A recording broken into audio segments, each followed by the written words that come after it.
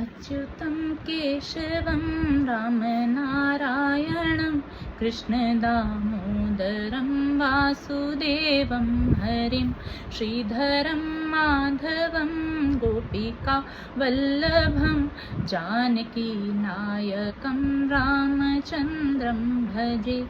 अच्युतं केशवं सत्यभामाधवं माधवं श्रीधरं राधिकाराधितम् इन्दिरामन्दिरं चेतसा सुन्दरं देवकी नन्दनं नन्दजं सन्दधे।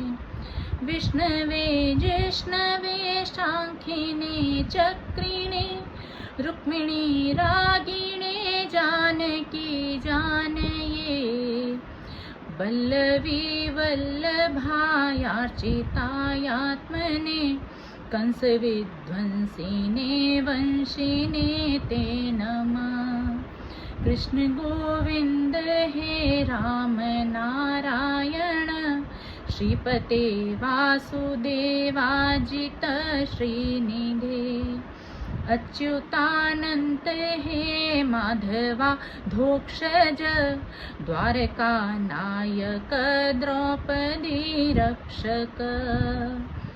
राक्षस क्षोभित सीतया शोभितो दंडकारण्य भूपुण्यता कारण।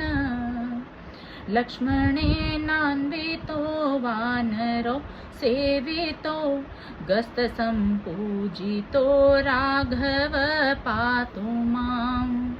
धेनुकारिष्टकानिष्टकृद्वेषिहा केशिहा कंसहृद्वंशिका वादक। पूतना कोपकः सूरजाखेलनो बालगोपालकः पातु मां सर्वदा। विद्युदुद्योतवत् प्रस्फुरद्वाससं प्रामृडम्बोदवत् प्रोतलसद्विग्रहम्। वन्यया मालया शोभितोरःस्थलं लेहिताङ्घ्रिद्वयं वारिजाक्ष भजे।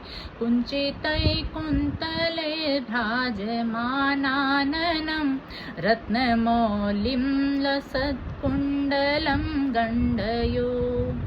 हारिकेयूरकं कङ्कणप्रोज्ज्वलं किङ्किणी मञ्जुलं श्यामलं तं भजे।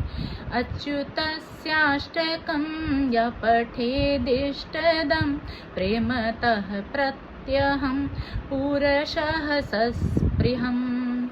वृत्ततः सुन्दर कर्तृविश्वम्भरस्तस्य वश्यो हरिर्जायते सत्वरम्। अच्युतं केशवं रामनारायणं कृष्णदामोदरं वासुदेवं हरिं श्रीधरं माधवं गोपिकावल्लभं जानकीनायकं रामचन्द्रं भजे। जानकीनायकं रामचन्द्रं भजे। जानकीनायकं रामचन्द्रं भजे।